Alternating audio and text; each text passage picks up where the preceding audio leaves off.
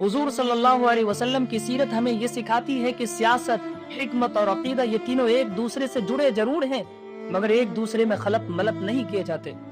Medina के दौर में मोहम्मद रसूलुल्लाह सल्लल्लाहु अलैहि वसल्लम ने मुख्तलिफ कबाइल और मज़ाहिब के लोगों के साथ मुआहदे किए। ये मुआहदे वक्ती सियासी और दिफाई हिकमत अमली का हिस्सा थे। उनका मकसद जुल्म को रोकना था, मदीना को महफूज बनाना था और बड़े खतरे का मुकाबला करना था।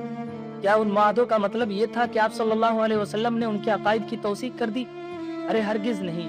आप सल्लल्लाहु अलैहि वसल्लम का अकीदा अपनी जगह वाज़ेह और मजबूत था और उसमें कोई मुदाहनत नहीं थी।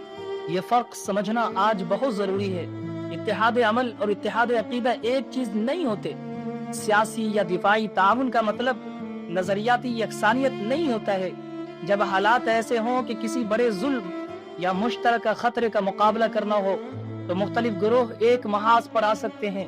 यह हिकमत है, इसे कमजोरी नहीं कह सकते हैं, लेकिन इसका मतलब हरगिज ये नहीं कि एक फरीक ने दूसरे के अकायद को दुरुस्त मान लिया या उनकी मुकम्मल तायीद कर दी। मोहतरम दोस्तों, आज भी हमें यही शऊर दरकार है। अगर किसी बड़े फितना, जुल्म या इज्तिमाई नुकसान के मुकाबले के लिए मुख्तलिफ मकादिब फिक्र के लोग एक प्लेटफॉर्म पर खड़े हों तो उसे फौरन अकायद की तौसीक न समझ लिया जाए। शिया, सुन्नी या किसी और फिक़ही तक़सीम के दायरे से निकलकर किसी मुश्तरका जुल्म के खिलाफ आवाज उठाना ये हिकमत अमली हो सकती है, न कि नजरियाती इंज़माम।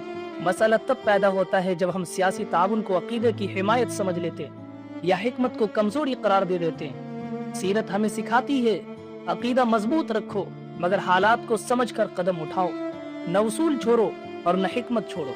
मेरे प्यारे दोस्तों, क्योंकि ताकत सिर्फ जज्बात से नहीं आती है, ताकत बसीरत से आती है।